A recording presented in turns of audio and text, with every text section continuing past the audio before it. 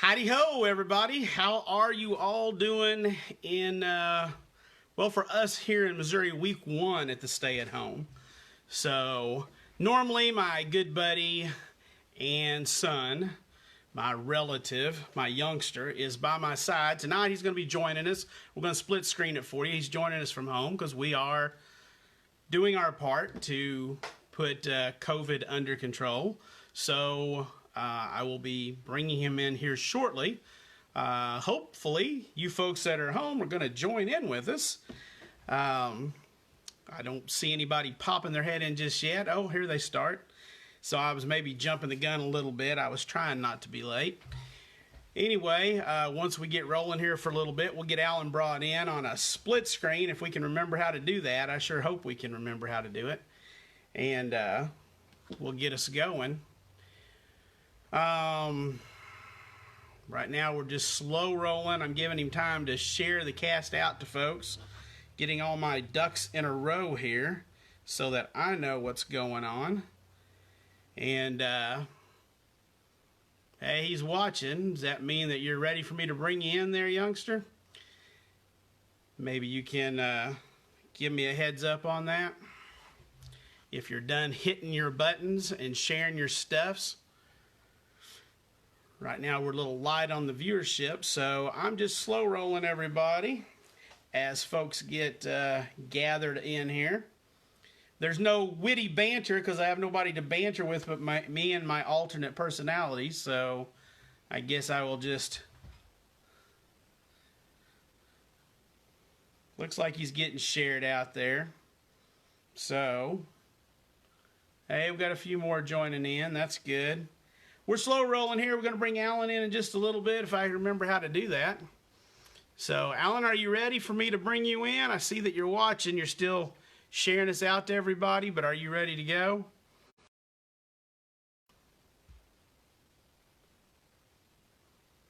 He told me to give him a couple minutes, so I'm trying to give him a couple of minutes before I get him in here. So, let's give it a shot here.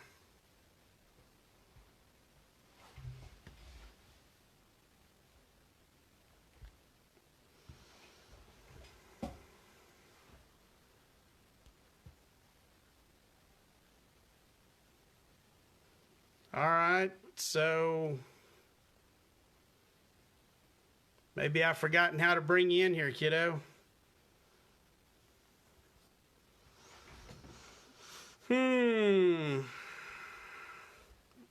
Bear with us, we're trying something different tonight, folks.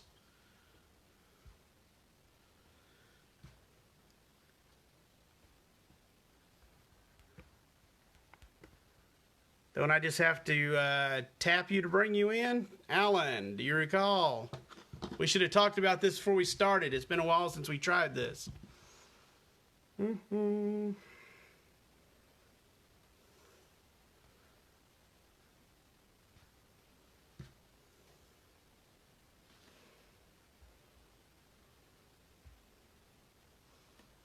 Sorry, guys. I was trying to bring Alan in, and I'm having difficulties. Bear with us just a moment, all right? I promise it'll get more interesting. I promise it'll get more interesting. I just have to figure out how to get him into the frame to share the frame with me.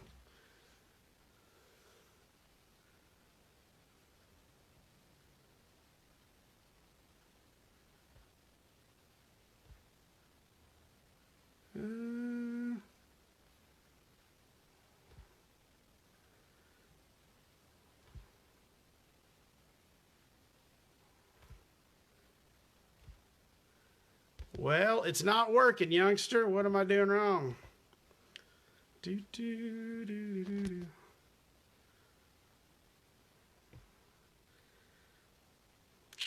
Boy, this is exciting television, isn't it? Am I going to have to do this solo with you on the sidelines?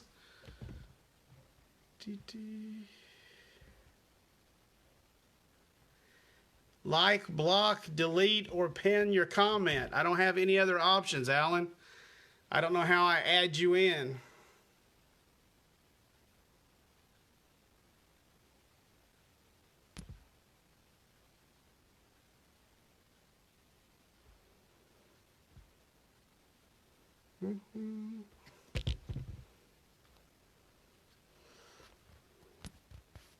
Yeah.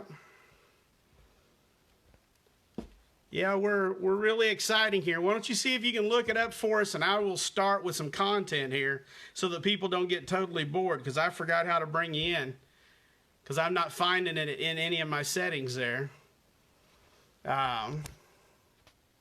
Oops.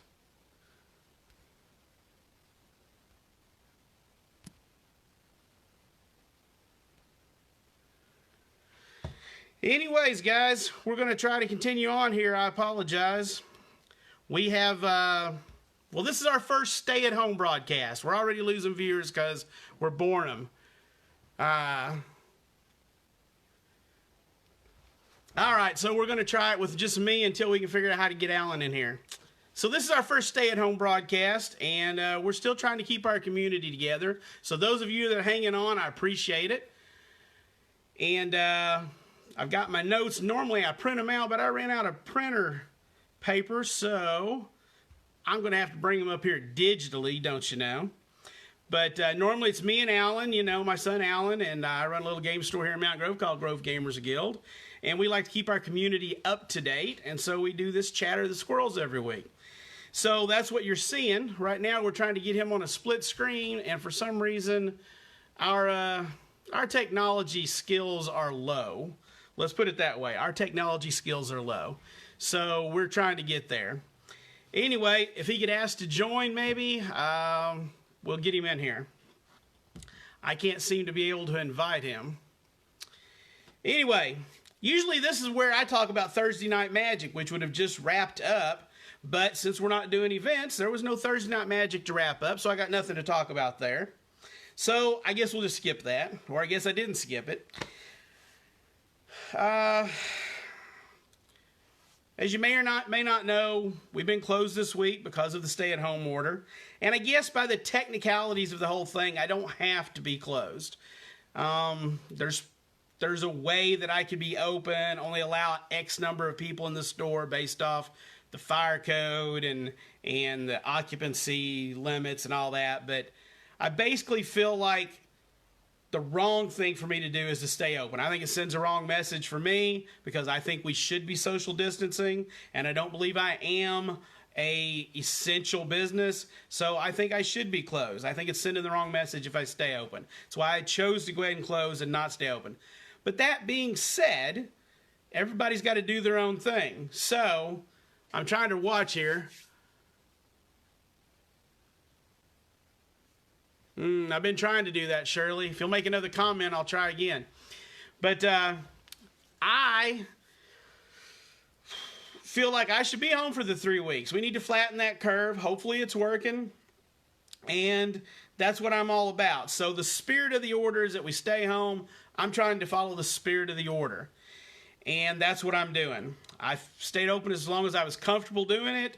And quite frankly, now I'm not. So let's give it this time. I got work to do at home. I got side projects here. And let's not forget that my website's up and running. You can call me, Facebook message me. I'm in the store a lot.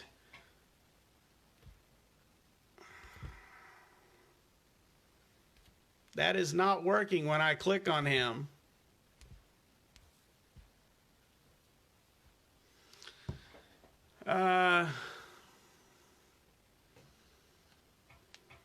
I don't know what I'm supposed to be finding there, but I'm not finding any of it, Shirley. So anyway, you can go to my website. You can call me. You can Facebook message me. Ask me if I've got something. I'll gladly sell it to you. Pay for it on the website, over the phone.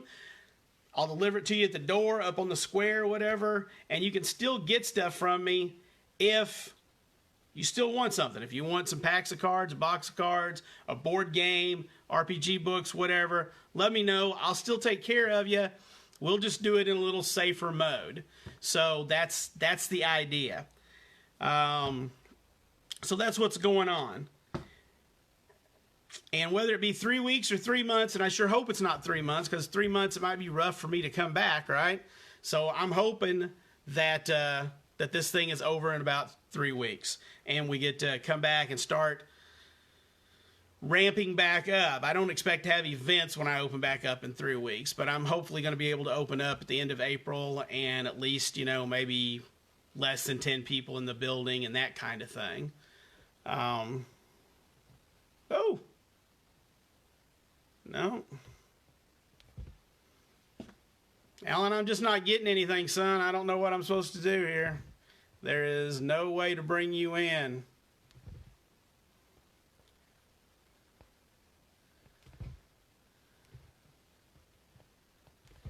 No, sir. And I've lost a lot of viewers trying to fit you in, so I don't know what to do. So I'm just going to keep plugging along. So again, you can pay on the website. So there's that. You can also contact me through the Discord channel, which I don't notice a lot of you using, so I don't know if there's something I need to facilitate that or if it's just not a thing you guys are used to using. But we do have a Discord channel, Grove Gamers Guild. So check that out. There's a link on my page. I probably need to share it, bump it to the top again on the Facebook page so that you can get on there and take care of that. But that is a thing. I've tried to run some tournaments. Not a lot of people, I guess, playing Arena in the area. I only had a few codes redeemed so far. I haven't seen anybody trying to play Paper Magic yet, but that is a thing you can do via Discord. So please check that out. Check out the Discord. Stay with us.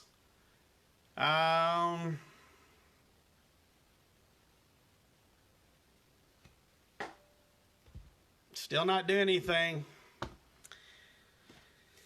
Okay, so for those of you who may not heard, with the stores all closed down, WotC, Wizards of the Coast, who makes Magic the Gathering, and that's who we primarily talk about on this show, and it is named Chatter the Squirrels after an actual Magic card, is doing a fantastic thing for LGSs. They are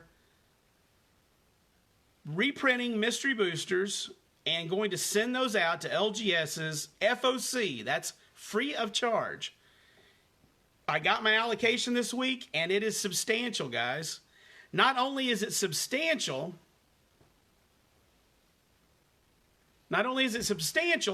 but if a certain threshold of retailers offer pre-sales on Ikoria and or run tournaments using the Discord on Arena and run those events, share those on social media and whatnot, if at least I believe it's 70% of the WPN stores do that, then Wizards is going to double it. They're going to double that allocation, and I will have a very substantial number of mystery booster boxes. Now, for those of you locally, that is a boon for you, and hopefully a boon for me. If you're not local, check with your LGS. I'm not shipping these things all over the country, and I'm not giving them away. They get given to me to help me make up for the sales I'm losing by not being open. And so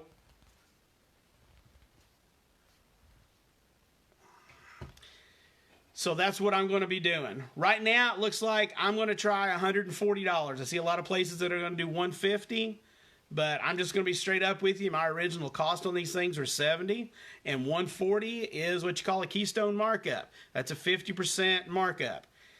And for my locals who want those, you guys hit me up, send me a message.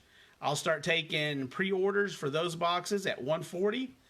If you want them, you'll need to PM me on Facebook. That's the best way. I'll keep track of it there. If you're in one of my groups where I do the pre-sales, use that. And I will take pre-orders until I run out of what I know that I'm going to get. I am going to reserve a box or two of them for a special draft that I'm going to hold, and I'll have more information about that when time gets closer. These boxes will not be here until probably June. We don't have a date yet, so I can't tell you, but it's going to be at least June before we have the boxes. And again, I'll be running a special event for some select invitational folks. So I'll be inviting certain people to participate in that. It'll be free. I will be doing one free draft with it. And you might be one of them, you might not. If you're not, it doesn't mean anything bad. It just means you're not invited to that particular event. There's some people who went above and beyond here when things got tough here at the store, and I'm going to call them out. I'm going to reward them for it. I'm going to do a free draft for some folks. So it didn't go unnoticed. I'm very blessed. Yeah, I don't use that word a lot. I'm not super religious, but I'm very blessed, very fortunate to have really good community out there that takes care of me and that appreciates what I'm trying to do here. So that's what's going on with that. If you guys want to play some Magic using Discord, whether paper Magic using cameras, you want to share what you're doing with Arena, please use that Discord. I'd like to see you guys communicating a little bit. I got a little bit of info from somebody today building a commander deck, but I just haven't heard a lot of buzz from anybody. So I'd like to know what you guys are thinking of this new set. Alan and I are going to try to get together. We were going to try to do this separate, but apparently I can't bring him into this in a split screen like we thought we could. And that's unfortunate. No, still can't find a way to do it, Alan. I'm so sorry. At-home F&M still continues, so that's for MTG Arena. I've given out codes the last 2 weeks. There's one more week of it. This week is Brawl. So from midnight 01 on Friday morning, a.m., until midnight Friday night, right before it turns Saturday, 24 hours of playtime. You get to play Brawl. Now, this is with your collection, and it's a direct challenge, I believe. You go play Brawl. You play each other and take a screenshot that show me that you participated in it, and then I'll send you a code for some free sleeves for your virtual deck. I don't play Arena myself. Hopefully I got all the terminology right there. But that's what WotC has sent me. So I'll be shipping those out in a PM to you over Discord or whatever. So if you haven't tried it yet, give it a try. Go out and play some Brawl for F&M, at-home F&M this week on MTG Arena. Also, I believe, we haven't got information yet, but I believe that's going to continue in the following weeks. And we'll be doing at-home F&M for a while, and I'm probably going to get some more codes or something to hand out to you. I haven't got information on it yet, but WotC's been alluding to continuing that and keeping it going. Keep trying to see if I could get Alan here somewhere, but I just haven't seen where I can do it. So that is going on.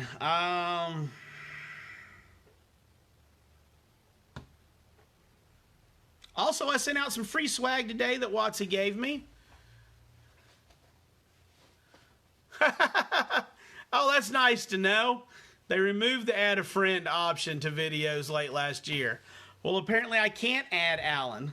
Well, that means I'm super solo here. Okay, we're going to have to figure it out. We may have to break the stay-at-home thing. I don't know. We're going to figure out some way to split screen or get both of us on. But I sent out some swag earlier, I started to say. I'm trying to read the messages and comment as we go here and keep my frame of going. So the swag I sent out is for people who pre-ordered Ikoria. I got, I believe it was an avatar, a pet. I don't know what these things are, but if you play Arena, you know. And some Mana Vault sleeves. So you guys got codes for those if you ordered Ikoria from me. And I sent those out today. You should have got them in a Facebook PM. So I still have some more of those left for anybody that wants to pre-order more Ikoria.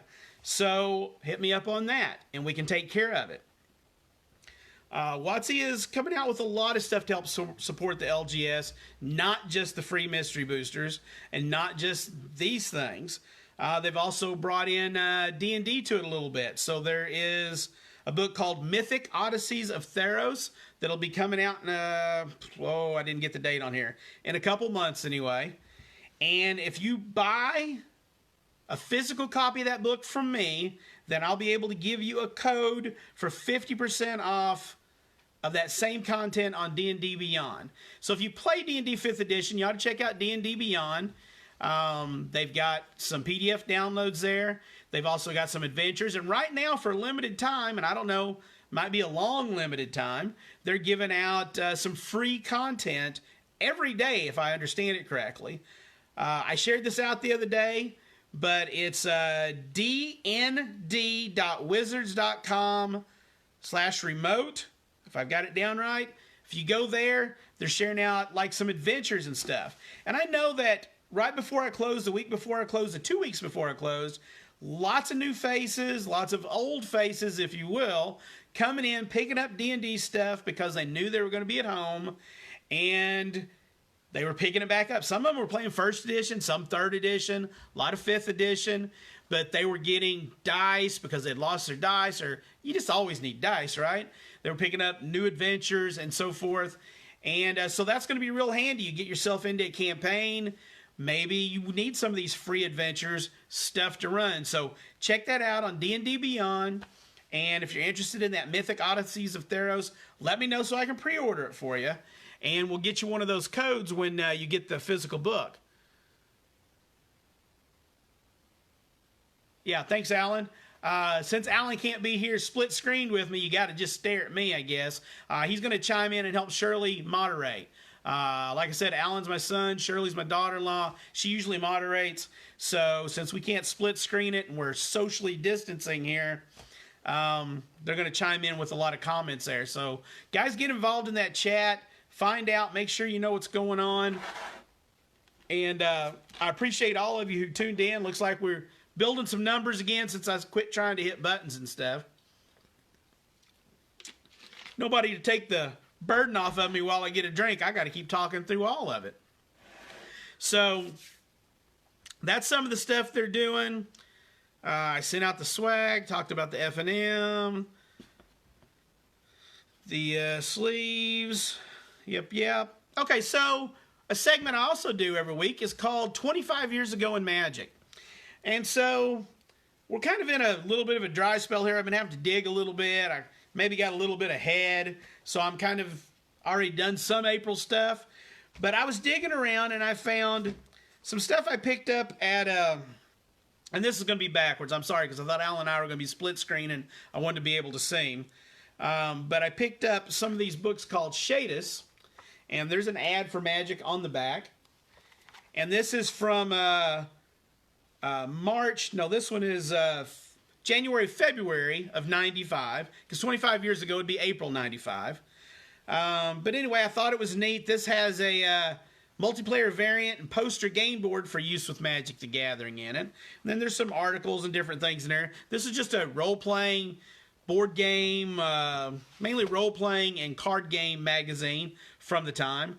And then the one that came out in March, which we just got done with March, Shadis 18, it had 2 free Ice Age cards. Now, this one isn't sealed, so they're not still in there, obviously. But, and it's got an ad for Ice Age on the back. And so I thought that was kind of neat. What I really thought was neat is when I looked in here and I saw some pricing for some stuff. So if you guys didn't know, the original starter decks were $7.95. I bought a bunch of them at $7.95 back in the revised days and so forth. Booster packs were $2.45 back then. Fallen Empire's booster packs were $1.45. They only had 8 cards in them. Rage had just come out. They were the same, $7.95. Ice Age starter decks called for special price because they were just coming out. But over here a little ways, there's a little, another ad for somebody else, and I thought y'all would get a kick out of this. This is, who's this for? RPG International. Probably don't even exist today. Anyway, they had revised displays of booster packs. So that's a box of revised. What do you think it went for back in March of 95? How much you think it cost to buy a display? That'd be 36 packs, right? 36 packs. What would you think of $70? $70 for revised box. Fallen Empires was also $70. Now you got to remember, 36 packs of 15 cards for Revised. Fallen Empires was 60 packs of 8 cards. So that's why they're the same price. You got close to the same amount of cards. Jihad was $79. Star Trek Next Gen, $86. Spellfire Master of the Magic was $71. And Blood Wars was $72. So I thought that was a little big piece of time travel right there that took us way back. So Shadis Magazine, that's some stuff I've picked up at the Gen Con auction a lot of times. The other thing I wanted to share with you from the past is there was a company... Ooh, I didn't pull this one up here. Called Charity Fellowship that got approval, then not approval. There seems to be some disagreement whether they had approval or not back in the day to make these posters of the Alpha Beta cards. And what they did is they had somebody assemble a set. They took fairly high quality photos of them and then they made them into posters. It was a set of 3 posters. And there's also some disagreement about when they come out. I found a couple of different sources, 94, 95. So I'm maybe not hitting exactly 25, it might be 26 years ago. The only reason I'm bringing them up is a few years ago at Gen Con, I picked up this set of buttons. So I don't know if you can tell by looking at these. The coolest one on there is probably Black Vice, right? So, but what I found out is these are probably bootleg buttons. These aren't official buttons from WotC. These are made from that poster I'm talking about. So somebody took one of those posters, cut it up, and then these are really nicely made buttons, to be honest with you. They're they're crimped around there. They're really nicely made. I've never worn any of them, but they're pretty cool. So I found those when I was looking for stuff to do for the History of Magic, and I thought you guys might be interested in seeing them. They're a pretty neat piece of history, even if they are maybe a bootleg thing made from a not exactly legal thing, being the posters. But anyway, that's a little bit of the history of Magic for you from 25 years ago this month. So, as we move along here, I'm making pretty good time, I think. How's everybody doing out there? $5 grand for a sealed box, huh? $70 sounds good if you could go back. If you get that DeLorean running, let me know. I'd love to take a trip with you. So, I had tonight as the drawing for the Mystery Booster Mini Masters, but you know what? I only had 2 people, and so I'm just gonna only had 2 people that came out and played that, and so I'm just gonna give them the packs that are in there. I'm not gonna draw from 2 tickets. We had to close up early, didn't get participation in it, so I'm just gonna give each of those people their booster pack that got put into the prize pool. So that would be Jet and Mitch. So when I open back up or when I get a chance or you guys swing by or something, I'll hook you up with those packs of mystery boosters because I can't draw from 2. I guess I could flip a coin, but probably go somewhere and I would probably fall out of my chair trying to catch it, and you guys don't want to see that. I know you do, but we're not going to do it. So Alan's got a time machine in his living room. Okay, that's interesting. Is it that Doritos thing? Might be the Doritos thing, that the kid made for the Super Bowl. That one was a pretty good one. So I'm not going to be doing the drawing. Let's see if I've hit all my... Oh, I did have... Didn't I somewhere here?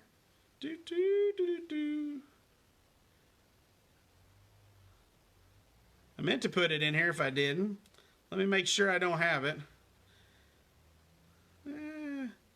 Well, I'm going to do a shout out. There's been at least 2, and there may have been more, but I saw at least 2 people who took the Facebook profile that I shared. Support your local game store. Support your LGS. I support my LGS. I put it as my Facebook profile. I put it as the guild's profile.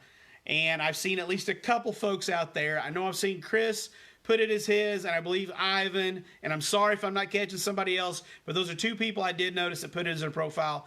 I very much appreciate that, guys. I ask that you do it. Just maybe your local store, if you're not local to me, has something like that. Put that up. Show some support for your local game store. I do appreciate it. I plan on being here. I was in here today sorting cards. I spent the last 2 days working in my garage at home. Let me tell you, this old boy was tarred, okay? I got out and I put up some slat wall in my garage, did some insulation. You guys don't want to hear about it. I'm sure we're here to talk about magic, but I worked my behind off. And it looks good. I can put my truck in my garage now. I wish I'd have taken before pictures, even though I'd have been ashamed to share them. And I should have took some after pictures to share with you because it looks pretty good now. I'm not done yet, but it looks really good. I can put my truck in there. And I was a little worried because we were supposed to get hail. So we didn't get it last night, but I was ready for it. So the next thing on my agenda, Alan, have I missed anything? Did you want to talk more about Discord? If so, why don't you share it out there in the chat there that you got going?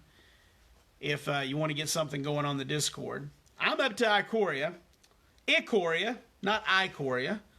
So what Alan and I plan to do, and we're going to have to try to figure out how to do it, I guess. We're going to save and do the main Ikoria set review in a separate video. And we may have to break some curfew thing, or not curfew, some 6-foot thing to do this, but we're going to do that in a separate video. We're going to do a set review of Ikoria, not card by card, but we felt like there was enough content to just do that. So tonight we're just going to do Commander. So we're going to talk a little bit about Commander and what they did in that. The first thing I'm going to do is I'm going to highlight real quick a couple things that they did in reprints. So if you guys know, they shared all the stuff out for Ikoria, the Commander. It all got shared out over last weekend, and we know what all the cards are. So the main, I guess the big reprint that surprised everybody was Fluctuator. But if you really take a look at it, since cycling is in Ikoria, and they put a lot of cycling stuff in the Commander Ikoria, then Fluctuator makes a lot of sense. So we got a new reprint of Fluctuator, and we got a bunch of cycling cards. I didn't write them all down, but there is a bunch of them. And then I think the other big reprints in my mind was that they redid the Signets, and we got Arcane Signet, which just came out in the Brawl decks this past fall. And so we got the Signets, which everybody needed, and then we got a bunch of cycling stuff and Fluctuator. Now, there's a bunch of other cool things, don't get me wrong, just that we don't need to get all talkative on the stuff they reprinted. We want to talk about the stuff that was brand new, right? So that's the idea. One thing I am going to mention about the reprints, because I'm probably in the minority here, but I do hear that there is a little bit of a wave, a little bit of a ripple of other people beginning to feel the same way as me, and that's that we are reprinting the must-haves into the ground, and I'm getting a little bit on the edge of we have to have Soul Ring in every deck, and Command Tower. Well, I noticed there's a lot of these cards they reprinted. I mean, they're putting Rogue's Passage out every year. They're putting out, probably Arcane Signet now is going to be printed every year. They've got Soul Ring, Command Tower. I'm trying to think now. Probably, I don't know if Solemn Simulacrum was in this one or not, but that's also like another auto-include. There's a bunch of these cards that people think you just have to play. And guys, this is about having fun, not about building a vintage deck that has 20 flex slots, right? In regular vintage, everybody plays the same 52 to 55 cards, and then there's 5 to 8 flex slots to build their deck with. I don't want to see Commander become, a deck that has, you know, we got to play these 80, and then there's 20 flex slots. Here's the lands you got to play if you're playing green and white, or red. If you're playing Jeskai, you got to play these lands, these artifacts, these spells. Here's your flex slots. I don't want to see it spiral down into that. Keep deck building. Keep making something exciting. Keep playing for fun. Keep using original ideas. Don't build to the lowest common denominator. Look for something unique. Don't just take the easy path. It's fine if you just started and you're not really sure where to go. But my goodness, get out there. There are so many different builds. Build based off your favorite songs, movies. Build thematically around a tribe in a way that nobody else does. Build because of the artwork. Build in a unique way and have fun with the deck. And find other people that want to play that way as well. Yeah, there's just tons of legendary creatures, Alan. It bothers me as well. That's why I've been... in fact, the person who contacted me today said they had a pre-modern commander deck they had built. And I had said something about that here a while back. And then I thought, well, maybe we should build pre-ED8 or pre-commander EDH decks. So we wouldn't be playing with Command Tower and all these legendary creatures that came after it became commander.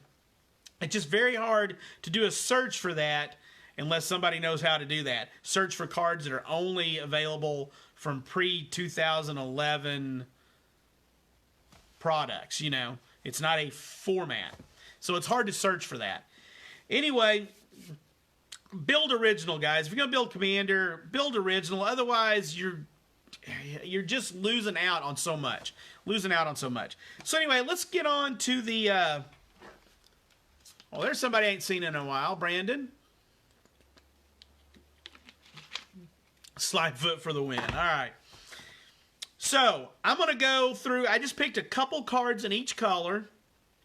First off, let's talk about the fact I noticed a couple cycles. First off, there's a cycle of auras, one in each color, and most of them cost about 3 mana, that goads a creature. So it's going to make that creature attack, but it doesn't attack you. It's almost like it's a curse on that creature so that it has to attack, but it doesn't attack you.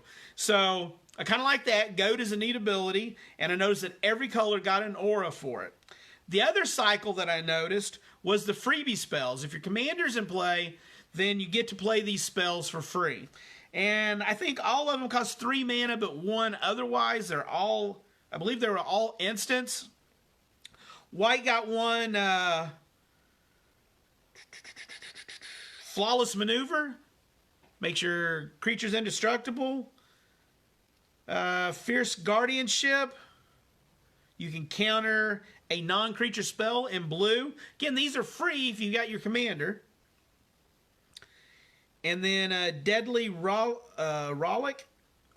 Exile target creature. That's in black. That's the one that costs 4 mana if you don't get to play it for free. And then Deflecting Shot, SWAT. Choose new targets for a spell or ability. And that's in red. And then green got a fog-like effect, and that's just a big cop-out. I'm a pro-green, anti-fog guy, if you know me very well.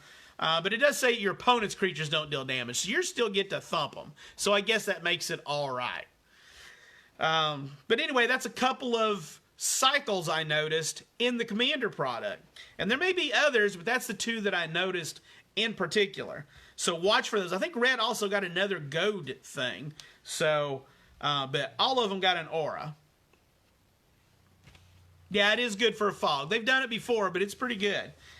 So I'm going to start with white, and I just picked out a couple, and I thought maybe Alan would have too, so he may share along or pitch in or whatever. But Avenging... Let me pull them up here so that I can read them better. Let me see.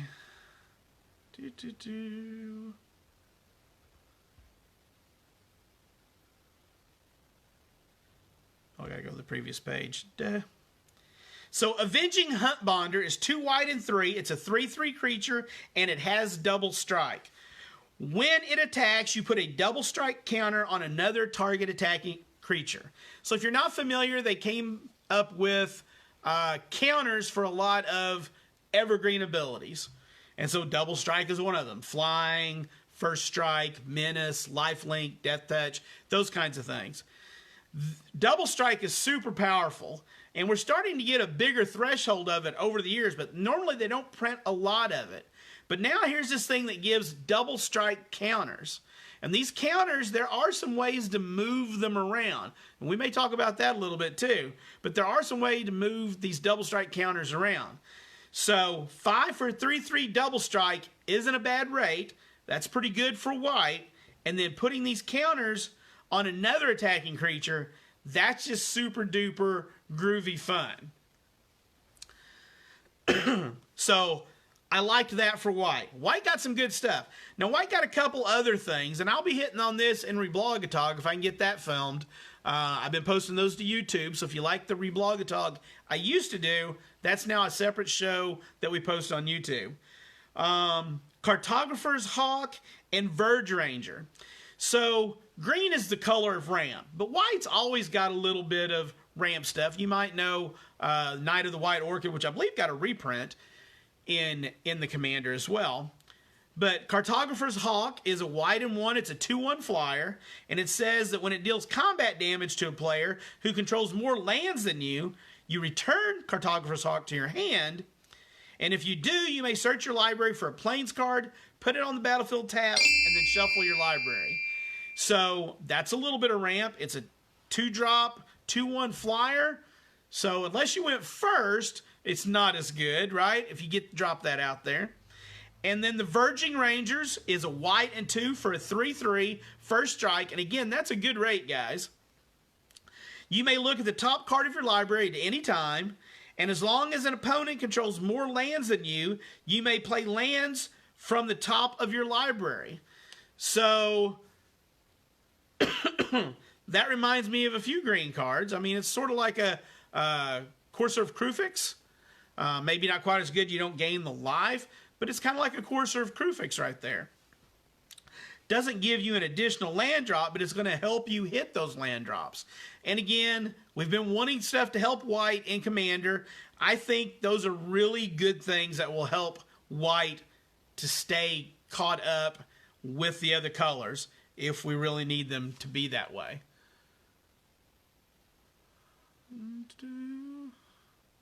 All right, we got some discussion going on. Good deal. So that's in white. In blue, Eon Frolicker struck me as very interesting. 2 blue and 2 for a 5/5 flyer. This thing does a weird thing, all right? When it enters the battlefield, if you cast it, target opponent takes an extra turn after this one. Until your next turn, you and planeswalkers you control gain protection from that player. This is like the new politicians card, all right? So it's like, hey guys, I'm going to be casting Eon Frolicker. Who wants an extra turn? Who can do something really juicy this turn? Who's got the board wipe, or who's got the thing that saves us all, or who can take out that guy? I don't know where the bargaining stops, but that's what's going to happen. So it's very interesting. I mean, you're not going to hurt me with it because I get protection from you. Me and my planeswalkers do. But everybody else, you know, it's also going to be a dead card if you're down to just heads up with somebody. So be careful. You save it too long, it's no good. Excuse me. So Eon Frolicker. And then the other one, which I think I'm going to call Flash Fish, is Tidal Barracuda, which is a blue and 3 for a 3/4. And that's a good rate for a blue creature, okay? That's just a good rate, okay? And it's a fish, and it says any player may cast spells as though they had flash. Any player. But your opponents can't cast spells during your turn. So they can play spells during everybody else's turn, but not yours. That seems like a very blue card. So calling that Flash Fish. And another pretty interesting ability to grant your opponents the ability to play at instant speed, except on your turn. Still think that thing's going to die every chance I get to kill it, but we'll see how many people play that thing. Again, lots of really cool cards. go ahead and go check them out. I'm at Scryfall looking at them right now. You can filter Commander 20 and First Print, and you can get a list of all 71 of them that way. In black, we've got Netherborn Altar, okay? This is a card that's playing in space that I don't like playing in. As I said before, when you get all these must-include cards, all of a sudden you're left with not a lot of deck building room. And I think this is going to be considered a must-play card if you're in black. This is actually a black artifact, so it's a black and 1.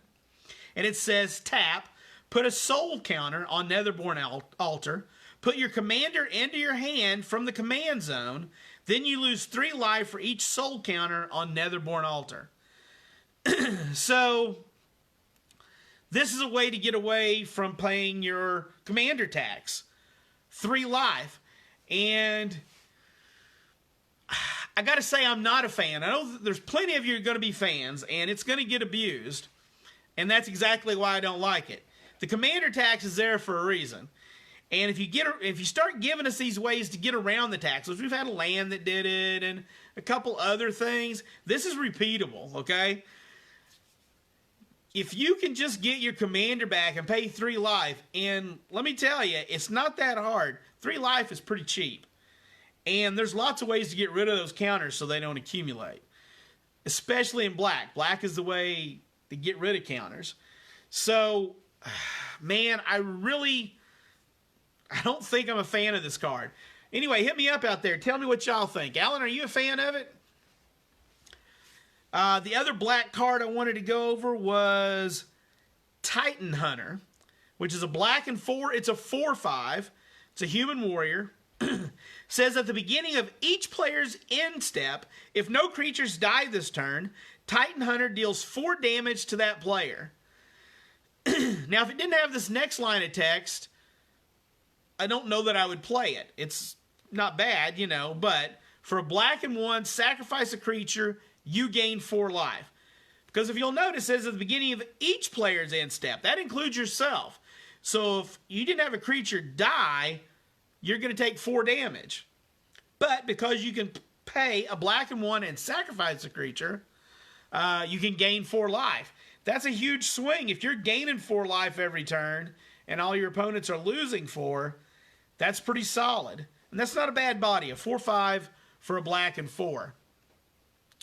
And black loves, you know, the aristocrat style decks. So I can see this thing getting a lot of play. And that actually looks like something fun to play right there, as opposed to the other black card that I chose to highlight for y'all. As we move on down to red, going in Wooburg order, of course, Lava Brink Floodgates is a red and 3, and it's another artifact. And you simply tap to add 2 red. And that's not all. That's not all. There's a big old text box on there. It says, at the beginning of each player's upkeep, that player may put a doom counter on Lava Brink Floodgates, or remove a doom counter from it. Then if it has 3 or more doom counters on it, sacrifice Lava Brink Floodgates. I can't talk. When you do, it deals 6 damage to each creature. Seems pretty flavorful. It's a mana rock. It's not a bad mana rock. 4 to get you 2. It's kind of like the old Sisay's ring, you know, kind of thing. But it's got an extra kicker there. So that's going to be fun to play and see how people try to balance those doom counters, who tries to get it to go off and who doesn't want it to go off. So that should be a lot of fun to see that thing happening. And then the other thing was Surly Badgersaur. And it's a badger dinosaur, as it should be, because it's a Badgersaur. And he's a 3/3 for a red and 3. And he says, whenever you discard a creature card, put a +1/+1 counter on Surly Badgersaur. Whenever you discard a land card, create a treasure token. And whenever you discard a non-creature, non-land card, Surly Badgersaur fights up to 1 target creature you don't control. So it's a lot like Waste Not, which is a black card. So discarding a card, and as we all know, what happens when you cycle a card? You discard it. So discarding, cycling is going to trigger this bad boy, and you're going to get all kinds of shenanigans happening and making him bigger, making treasures, some more mana. You're going to fight stuff as he gets bigger. It all seems really good to me. So that seems like an awesome red card. And yes, it was very difficult, but I count myself to 2 green cards. Just 2. The first one almost made it just on its name, and that is Capricopian. But it's a green and X, and it's a 0/0. It is a Goat Hydra. Yeah, I said Goat Hydra. But check it out. Capricopian enters the battlefield with X +1/+1 counters on it. Well, that seems like a normal Hydra thing, so what's the big deal? For 2 mana, you can put a +1/+1 counter on Capricopian. Then you may reselect which player Capricopian is attacking. Only the player Capricopian is attacking may activate this ability, and only during the declare attacker step. I believe this is a first. This is a brand new ability. This is something super unique, something really different. So this is an ability your opponents are going to play. So I'm going to attack Alan, but Alan decides to pay 2 so that I have to attack Shirley, let's say. And it makes it get bigger for 2 mana. And that's not 2 and tap, that's a colon, so you can activate it multiple times. This is another political card out there. Hey, I've got the mana to pay so that this doesn't attack me but attacks you. You know, what are you going to do about it? And it can't attack its controller. So you can't pay to do that. It's not an uncard. Can't get that far with it. Yes, another Hydra. So Capricopian seems like a super fun card. Looking forward to seeing that one in some Commander games. The other one is an oddball, and got a little talk. When you listen to Reblogatog, we'll talk about it when I get that one done. But it's a green and 2. It's called Glade Muse, and it's a 2/4 beast. It says whenever a player casts a spell, if it's not their turn, that player draws a card. Man, I tell you what, you just gave Simic so much gas. Just so much gas. Green and blue are the 2 big card draw colors, and black is right there behind. But so Golgari's going to have some great draw too. But black doesn't generally get instant speed draw. But oh my gosh, this thing is bonkers. I don't know if I want to play that or not, because I don't know if I want to take the chance that my opponents are playing a lot of instant draw in their decks. I can build around it for sure in my green deck, and my Simic deck especially, but I don't know. What do you think, Shirley? You think that's something you'd want to play? I know you're Simic-minded. I'll get her comment here in a minute. So those are the 2 green cards that I picked. Now I kind of just went all over the board down here when I got to gold and artifact and so forth. So let's highlight, what's my first one? Kelsian the Plague. Red, white, and black for a 2/2. It is a human assassin. Legendary. Vigilance, haste. This all sounds really good so far. I'm down with it. Kelsian the Plague gets +1/+1 for each experience counter you have. So we're playing in the experience counter space that we haven't done for, 4 or 5 years ago when they did the experience counters. Then you can tap Kelsian, and he deals 1 damage to target creature you don't control.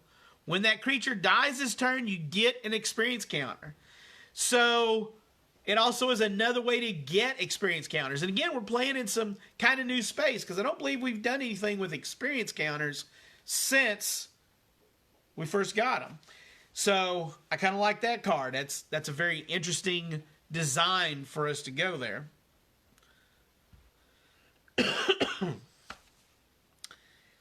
Moving right along, we've got a couple artifacts. So we've got Manescape Refractor, which is a 3 casting cost artifact, and it enters the battlefield tapped, but then check it out.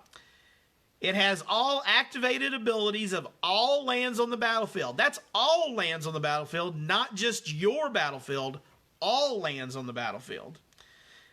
You may spend mana as though it were mana of any color to pay the activation cost of Manescape Refractor's abilities.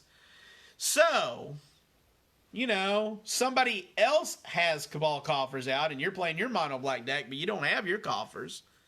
Now you do if you've got a Manescape Refractor. Or you've got 2 now, you know, if you do have it out. So there's a ton of things you can do with this. That's just the first thing that popped in my mind. Why wasn't it, Gaius Cradle? Because that's what I play most of the time. But that's going to be a cool card. It's everything on the field, not just your own lands. It's all lands. Seems like a lot of fun. Yes, you can use someone else's Rogue's Passage. So maybe you don't want to auto-include that anymore. I don't know. We'll see. Another sweet card called Twinning Staff says and it's a 3 casting cost artifact. If you copy a spell 1 or more times, instead copy it that time. You may choose new targets for the additional copy. So that's sort of like double copy, right? So that's a doubling thing. You do it an additional time. And then for 7 mana and tap, which is expensive, but copy target instant or sorcery spell you control. You may choose new targets for the copy.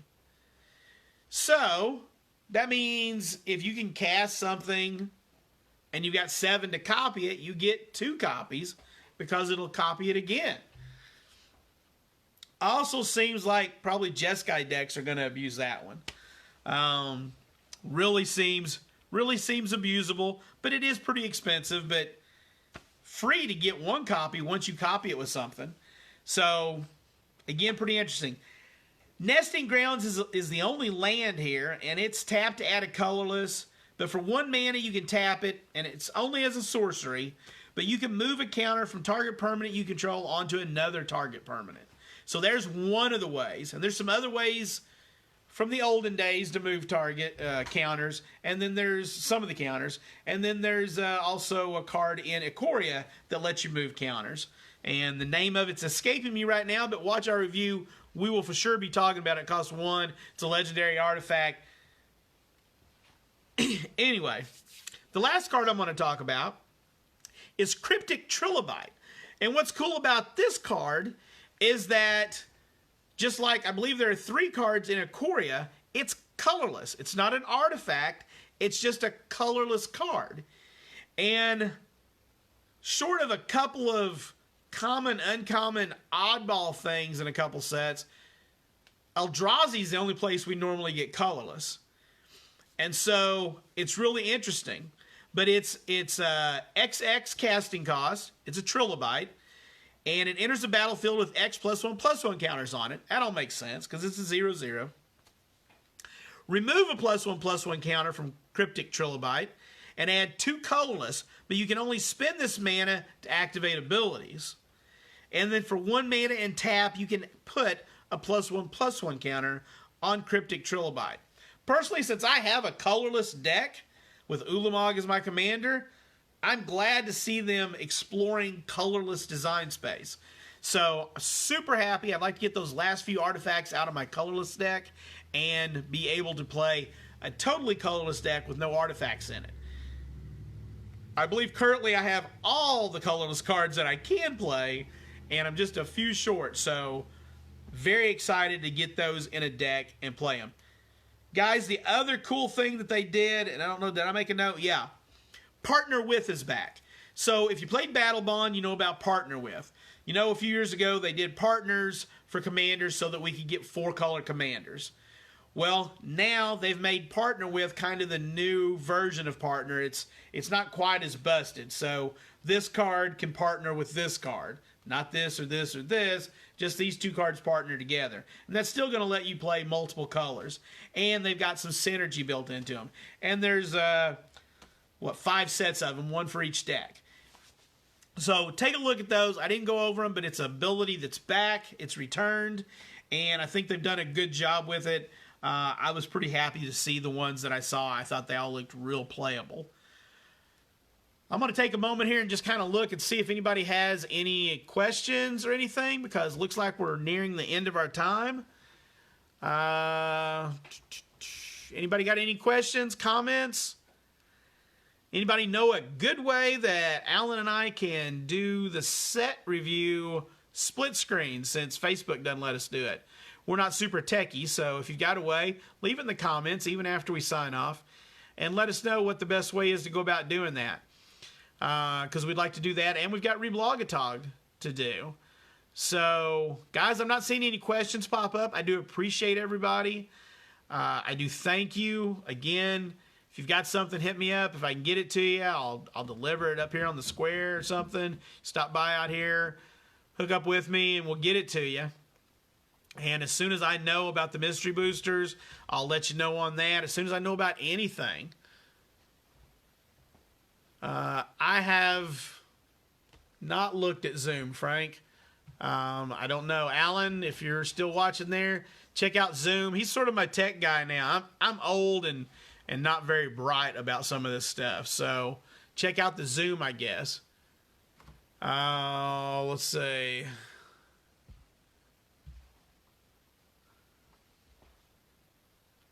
Okay, thanks, Frank. Yeah, we'll check into that and see, because we really wanted to. We've got some pretty good synergy, me and the boy do. So I appreciate all of you still watching and hanging on here till the end.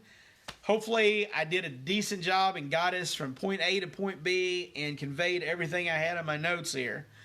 I do appreciate all you guys, and it is so quiet in here. I don't know if you even know, but I've got like the cooler unplugged, everything, trying to save electricity, the whole 9 yards. So it is just like dead silent in here. And the place misses everybody. I miss everybody. So as soon as this is over and we're allowed to gather again, even if it's up to the 10, we're going to try it, boys. We're going to try it. We're going to try to run some small F&Ms, whatever, when they'll let us. And by the time pre-release gets here next month, hopefully we can do that. Even if I have to run pre-releases of 8, we may have to sign up and do groupings of 8. So whatever we've got to do, I want to make it happen. So you guys hit me up, message me on Facebook, whatever. I'd love to know what you're doing. If you're building decks, like I said, Marcus, I think I seen him earlier. He'd been building a deck and messaged me, and I've heard from a couple other people, you know. But I get busy, and I know you guys do too. But use this time. If you're not working right now, you've been given the gift of time. It's super valuable. That's why I was working in my garage, trying to get some stuff done. I'm back. I'm almost got all the cards sorted. I'm up to Ravnica Allegiance, okay? Getting those alphabetized. Some spillover here in these 2 boxes. I've almost got everything alphabetized. And that's like, I don't know, 200,000 cards here. Thanks to Chris, who helped me a few months ago get a lot of that done. But get you a job jar and start working on it, people. Read some books, learn a new skill, do whatever, okay?